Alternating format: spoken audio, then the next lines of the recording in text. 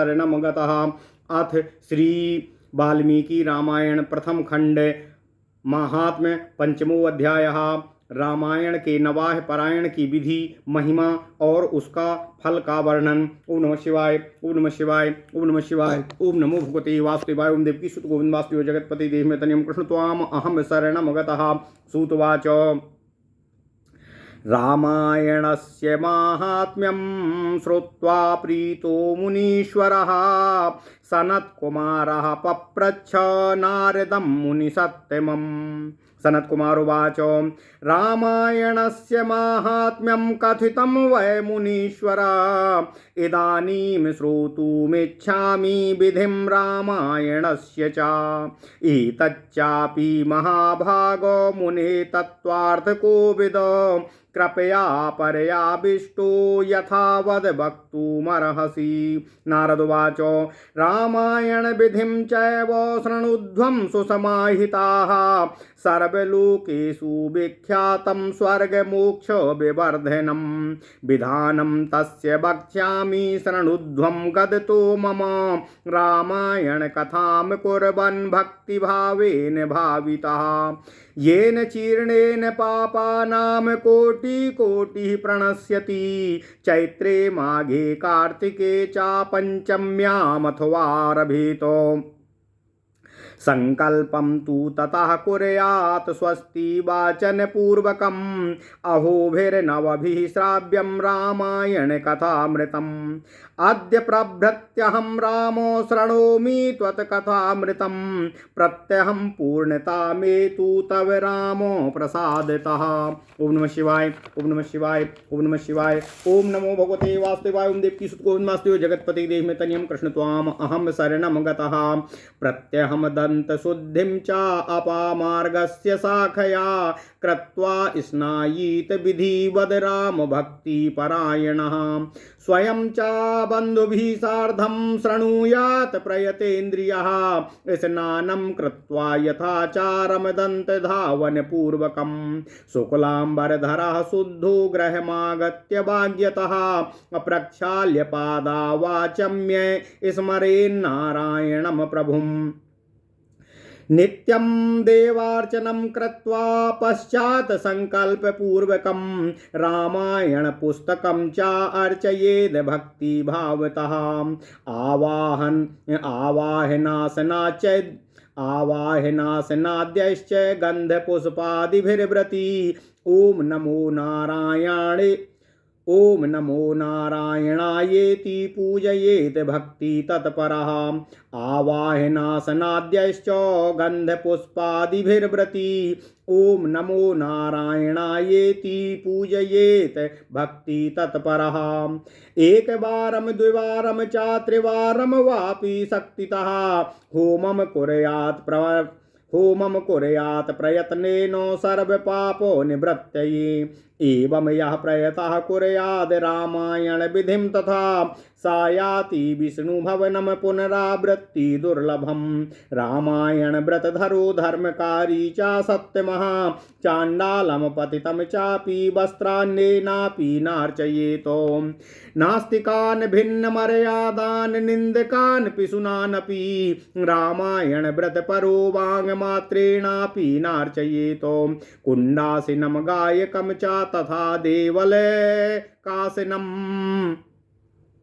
अभिषजं काव्यकर्तारं देवद्विजविरोधिनं। परान्लोलुपं चैव परस्त्रीनिरतं तथा रामायण व्रतपरो वाङ्मात्रेणापि नार्चयेतो। इत्येवमादिभिः शुद्धो वशी सर्वहिते रतः रामायण परो भूत्वा परां सिद्धिं गमिष्यति। नास्ति गंगा समं तीर्थं नास्ति मातृसमो गुरुः नास्ति विष्णु समो देवो नास्ति रामायणात् परम्। नास्ति वेदो समं शास्त्रं नास्ति नास्ति वेद समम शास्त्रम नास्ति शांति समम सुखम नास्ति शांति परम ज्योतिर्नास्ति रामायणम परम नास्ति क्षमा समम सारम नास्ति कीर्ति समम धनम नास्ति ज्ञान समो लाभो नास्ति रामायणात् परम बदन्ते वेद विदुषे गाम दद्याच सदक्षिणामो रामायण पुस्तकम चा वस्त्रालंकारिणादिकम। ओम नमः शिवाय। रामायण पुस्तकम यो वाचकाय प्रयच्छति सायाति विष्णु भवनम यत्र गत्वा नाशोचति नवाहज फलम कर्तुः शृणु धर्मो विदाम वर पंचम्याम तु समारभ्य रामायण कथामृतम कथा श्रवण मात्रेण सर्व पापय प्रमुच्यते यदि द्वयं कृतं तस्य पुंडरीक फलम लभेतो व्रतधारी तु श्रवणम यः कुर्यात् स जितेन्द्रियः अश्वमेधस्य यज्ञस्य द्विगुणं फलमश्नुते चतुः कृत्वा श्रुतं येन कथितं मुनिसत्तमाः असा लभेत परमं पुण्यमग्निष्टोमाष्टसम्भवम् पंचक्रतो व्रतमिदं कृतं येन महात्मना अत्याग्निष्टोमजं पुण्यं द्विगुणं प्राप्नुयान्तरः एवं व्रतं च षड्वारं कुर्यादयास्तु समाहितः अग्निष्टोमस्य यज्ञस्य फलमष्टगुणं लभेत नारी वा पुरुषः कुर्यादष्टकृत्वो मुनीश्वराः नरमेधस्य यज्ञस्य फलं पञ्चगुणं लभेत नरो वाप्यथ नारी वा नववारं समाचरेत नरो वाप्यथ नारी वा नववारं समाचरेत गोमेध सवजं पुण्यं सा लभेद त्रिगुणं नरः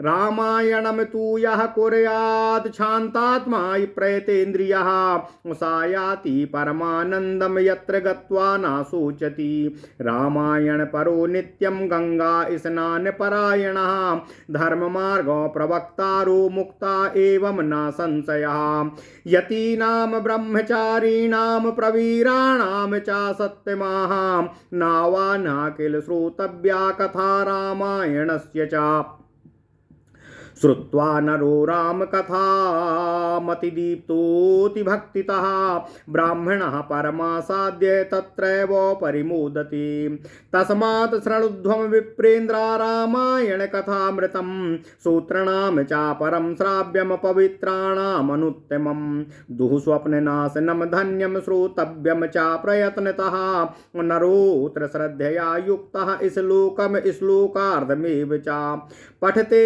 मुच्यते सद्यो ह्युपपातक कोटिभिः सतामेव प्रयोतव्यम् अगुह्यद गुहितमं तु यत्। ओम नमः शिवाय। ओम नमः शिवाय। ओम नमः शिवाय। वाचयेद राम भवने पुण्यक्षेत्रे च संसदि अब्राह्मद्वेषरतां च दम्भाचाररतात्मनां लोकवाञ्छकवृत्तीनां अनः ब्रूयादीदमुत्तमम्। ओम नमः शिवाय। त्वक्त कामादि दोषाणां राम भक्ति रतात्मनाम अगुरु भक्ति रतानां च वक्तव्यं मोक्ष साधनम् सर्वदेवो मयो रामः स्मृतश्चार्चित प्रणाशनः सद्भक्त वत्सलो देवो भक्त्या तुष्यति नान्यथा अवसेनापि यान्नाम्नि कीर्तिते वा स्मृतेऽपि वा विमुक्तपातकः सोऽपि परमं पदमश्नुते संसार घोर कान्तारो दावाग्निर्मधुसूदनः स्मृतॄणां सर्वपापानि नाशयत्यासु सत्यमाः तदर्थकमिदं पुण्यं काव्यं श्राव्यमनुत्तमं श्रवणाद् पठनाद् वापि सर्वपापो विनाशकृत यस्य रामो रसे प्रीतिर्वर्तते भक्ति संयुता असह एव कृतकृत्यश्च सर्वशास्त्रार्थको विदाः तदर्जितं तपः पुण्यं तत्सत्यं साफलं द्विजाः यदर्था श्रवणे प्रीतिरन्यथा नाहि वर्तते रामायण पराये तु रामायण परायणाः अतः एव कृतकृत्याश्च घोरे कलियुगे द्विजाः नावान् किल नावाह्ना किल श्रोतव्यम रामायण कथामृतम् अते कृतज्ञा महात्मानास्तेभ्यो नित्यम नमो नमः। राम नामैव नामैव नामैव मम जीवनम् कलो नास्त्येव नास्त्येव नास्त्येव गतिरन्यथा। सूतवाच एवं सनत्कुमारस्तु नारदेन महात्मनः सम्यक् प्रबोधिता सद्यः पराम निवृत्ति मायः। ओम नमः शिवाय। सम्यक् प्रबोधितं सद्या पराम निवृत्तिमापः तस्मात् श्रद्धं विप्रेन्द्रा रामायण कथामृतं नावान्हा किल श्रोतव्यं सर्वपापै प्रमुच्यते श्रुत्वा च तन्महाकाव्यं वाचकं यास्तु पूजयेत् तस्य विष्णु प्रसन्ना स्यात् श्रिया सह द्विजोत्तमाः वाचके प्रीतिमापन्ने ब्रह्म विष्णु महेश्वराः प्रीता भवन्ति विप्रेन्द्रा नात्र कार्या विचारिणा। रामायण वाचकाय गावो वासांसि कांचनम रामायण पुस्तकं च दद्याद् वित्तानुसारितः तस्य पुण्य फलम भक्षे शृणुध्वं सुसमाहिता नाबाधन्ते गृहस्थस्य भूतवेतालकादया तस्यैव सर्वश्रेयांसि वर्धन्ते चरिते श्रुते ना चाग्निर्बाधते तस्य ना चौरादि भयम तथा एतज्जन्मार्जितः पापः सद्य एव विमुच्यते सप्तवंशो समेतस्तु देहान्ते मोक्षमाप्नुयात् इत्येतद्वा समाख्यातं नारदेन प्रभासितं। सनत्कुमार मुनिये पृच्छते भक्तिता पुरः रामायणादिकाव्यं सर्ववेदार्थसम्मतं सर्वपापोहरं पुण्यं सर्वदुःख निवारणं समस्त पुण्य फलदम सर्वयज्ञ फलप्रदम। ओम नमः शिवाय। ये पठन्यत्र विबुधाः श्लोकम श्लोकार्धमेव च नातेषां पापबन्धस्तु कदाचिदपि जायते रामर्पितमिदं पुण्यं काव्यं तु सर्वकामदं भक्त्या शृण्वन्ति विदन्ति तेषां पुण्यफलं शृणुः शतजन्मार्जितः पापः सद्य एव विमोचिताः सहस्रकुल संयुक्त प्रयान्ति परमं पदम् किम तीर्थैर्गो प्रदानैर्वाम किम ततोभि किमध्वरै किम तीर्थैर्गो प्रदानैर्वा किम तपोभि किमध्वरै अहन्याहनि रामस्य कीर्तनं प्रणिशृण्वताम् चैत्रे माघे कार्तिके च रामायण कथामृतं नवैरहोभि श्रोतव्यं रामायण कथामृतं राम प्रसाद जनकं राम भक्ति विवर्धनं सर्वपापोक्षयकरं सर्वसम्पद्विवर्धनम् यस्त्वे तच्छृणुयाद वापि पठेद वा सुसमाहिता सर्वपापो विनिर्मुक्तो विष्णुलोकं सागच्छति। ओम नमः शिवाय। ओम नमः शिवाय। ओम नमः शिवाय। ओम नमः शिवाय। ओम नमो भगवते वासुदेवाय। ओम देवकी सुत गोविंद वासुदेव जगतपते देहि में तनियम कृष्ण त्वाम अहम शरणं गतः। अथ श्री वाल्मीकि रामायण प्रथम खंड महात्म्य पंचमो अध्याय रामायण के नवाह श्रवण की विधि उसकी महिमा और उसका फल। ओम नमः शिवाय। ओम नमः शिवाय। सूत जी कहते हैं, हे मुनीश्वरों, रामायण का यह महात्म्य सुनकर मुनीश्वर सनत कुमार जी बहुत प्रसन्न हुए। उन्होंने मुनिश्रेष्ठ नारद जी से पुनः जिज्ञासा करते हुए निवेदन किया। सनत कुमार बोले, हे मुनीश्वरों, आपने श्री रामायण का महात्म्य कहा है, अब मैं उसकी विधि आपके मुखारबिंद से सुनना चाहता हूँ। महाभाग मुने, आप तत्वार्थ ज्ञान में कुशल हैं, अतः आप अत्यंत कृपापूर्वक हम सबसे इस विषय को यथार्थ रूप में वर्णन करने की कृपा करें। नारद जी बोले, हे महर्षियों, आप लोग एकाग्रचित्त होकर रामायण की विधि सुने, जो संपूर्ण लोकों में विख्यात है। यह स्वर्ग तथा मोक्ष संपत्ति की वृद्धि करने वाली है। मैं आप लोगों से रामायण कथा श्रवण का विधान बता रहा हूँ, आप सब लोग उसे सुने। रामायण कथा का अनुष्ठान करने वाले वक्ता एवं श्रोता को भक्तिभाव से भावित होकर उस विधान का पालन करना चाहिए। उस विधि का पालन करने से करोड़ों पाप नष्ट हो जाते हैं। चैत्र, माघ तथा कार्तिक मास के शुक्ल पक्ष की पंचमी तिथि को कथा आरंभ करनी चाहिए। पहले स्वस्ति वाचन करके फिर यह संकल्प करें कि हम 9 दिनों तक रामायण की अमृतमयी कथा का श्रवण और पठन करेंगे। फिर भगवान श्रीहरि से प्रार्थना करें कि हे श्री राम, आज से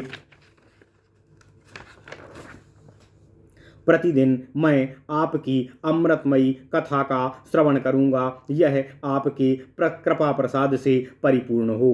नित्य प्रति अपामार्ग की शाखा से दंत शुद्धि करके राम भक्ति में तत्पर हो विधि पूर्वक स्नान करें। अपनी इंद्रियों को संयम में रखकर भाई बंधुओं के साथ स्वयं कथा का श्रवण करें। पहले अपने कुलाचार के अनुसार दंत धावन पूर्वक स्नान करके श्वेत वस्त्र धारण करें और शुद्ध होकर घर आकर मौन भाव से दोनों पैरों को धोने के पश्चात आचमन करके भगवान श्रीहरि नारायण का भक्तिभाव से स्मरण करें।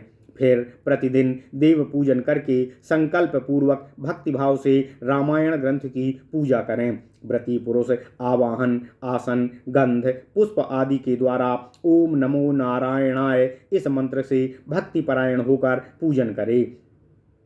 संपूर्ण पापों की निवृत्ति के लिए अपनी शक्ति के अनुसार 1, 2 या 3 बार प्रयत्न पूर्वक होम करें। इस प्रकार जो अपने मन और इंद्रियों को संयम में रखकर रामायण की विधि का अनुष्ठान पूर्वक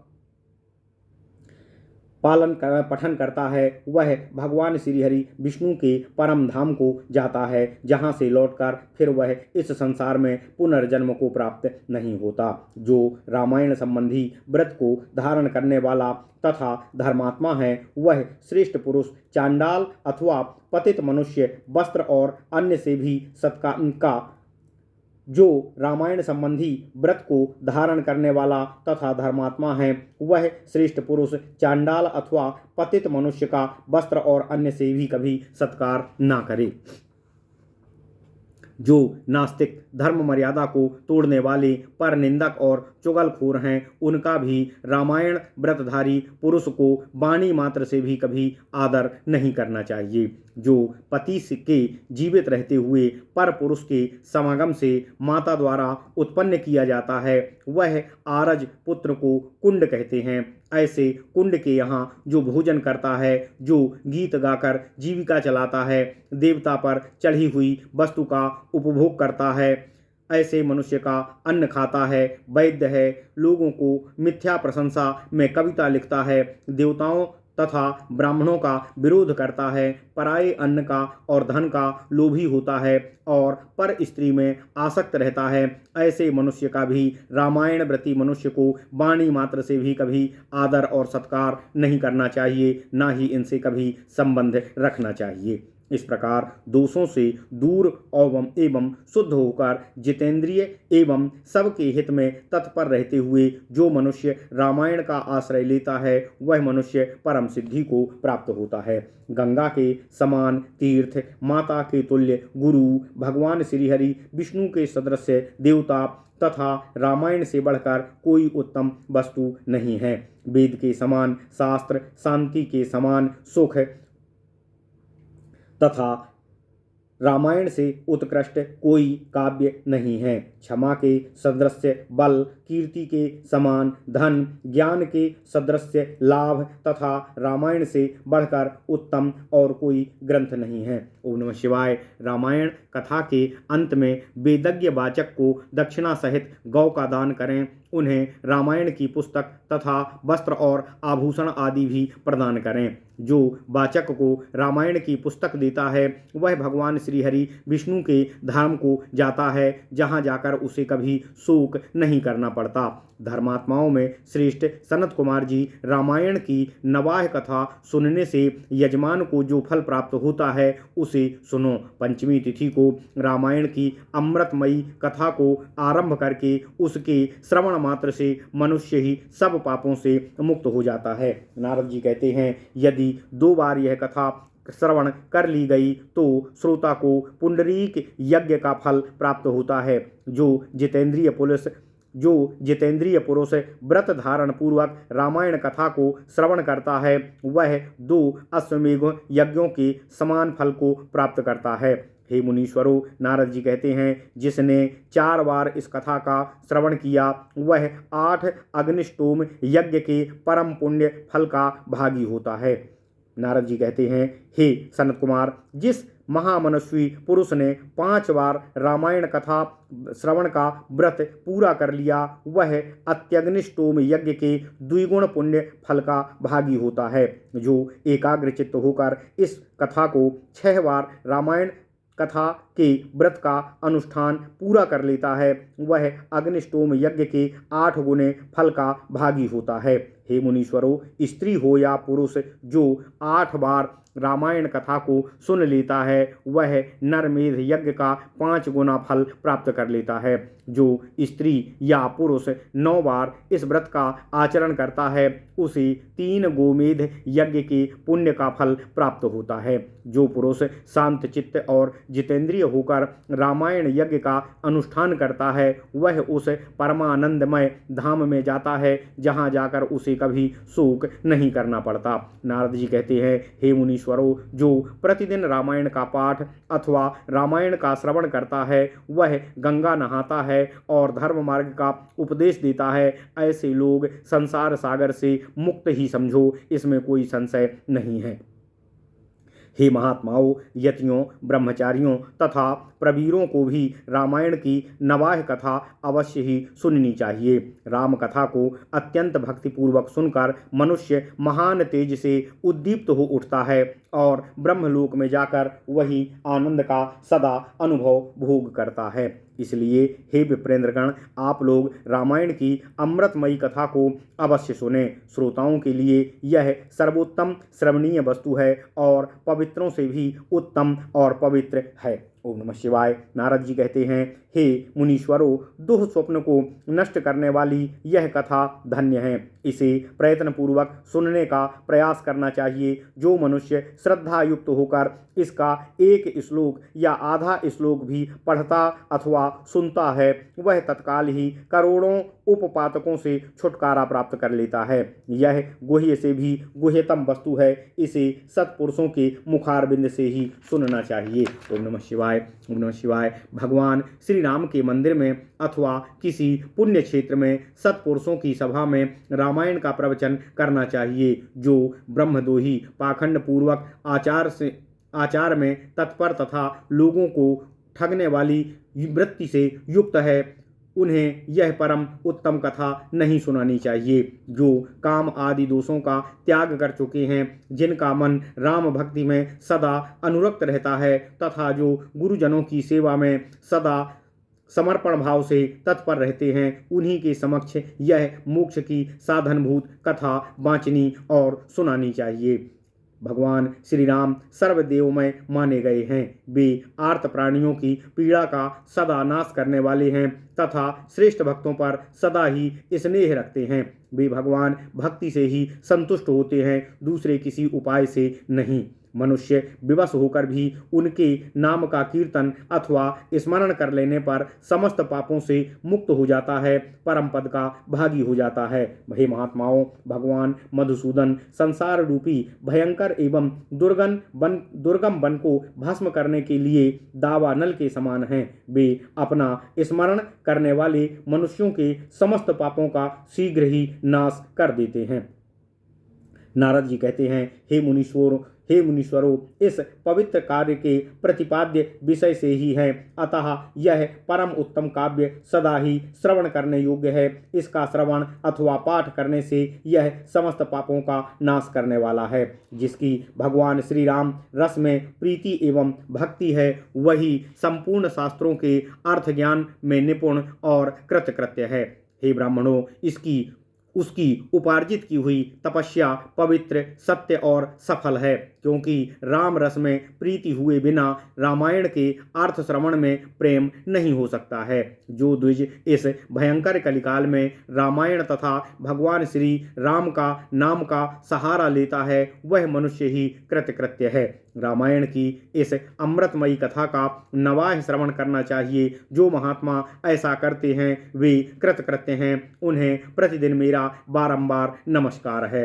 भगवान श्री राम का नाम, केवल श्री राम नाम ही मेरा जीवन है। नारद जी कहते हैं, हे मुनीश्वरों, कलयुग में और किसी उपाय से जीवों की सद्गति नहीं होती है। सूत जी कहते हैं, हे ऋषियों, महात्मा नारद जी के द्वारा इस प्रकार सनत कुमारों को ज्ञानोपदेश देकर सनत कुमार जी को तत्काल ही परमानंद की प्राप्ति हो गई। अतः हे विप्रवरों, अब आप सब लोग भी रामायण की अमृतमयी कथा मेरे मुखारबिंद से सुनो। रामायण को 9 दिनों में ही सुनना चाहिए। ऐसा करने वाला समस्त पापों से मुक्त हो जाता है।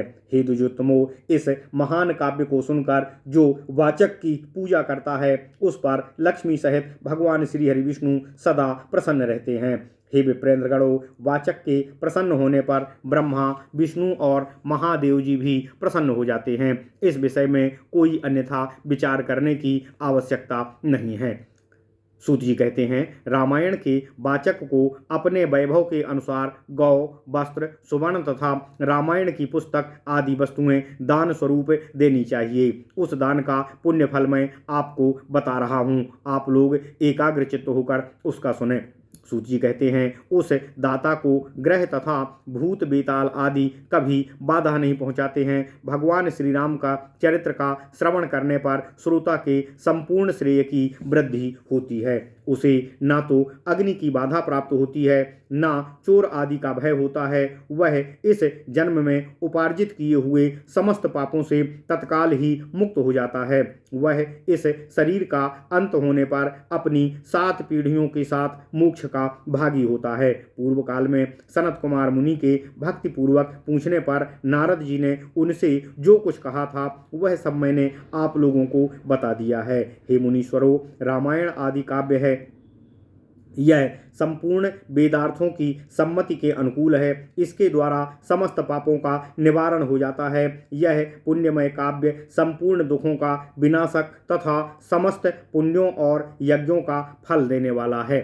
जो विद्वान इसके एक या आधे श्लोक का भी पाठ अथवा श्रवण करते हैं, उन्हें कभी पापों का बंधन प्राप्त नहीं होता है। भगवान श्री राम को समर्पित किया हुआ यह पुण्य काव्य संपूर्ण कामनाओं को देने वाला है। जो लोग भक्ति पूर्वक इसे सुनते हैं और समझते हैं, उनको प्राप्त होने वाले पुण्य फल का वर्णन आप लोग सुने। वे लोग 100 जन्मों में उपार्जित किए हुए पापों से तत्काल ही मुक्त हो अपनी हजारों पीढ़ियों के साथ परम पद को प्राप्त होते हैं। जो प्रतिदिन भगवान श्री राम का कीर्तन सुनते हैं या करते हैं, उनके लिए तीर्थ सेवन, गोदान, तपस्या तथा यज्ञों की आवश्यकता नहीं रह जाती है।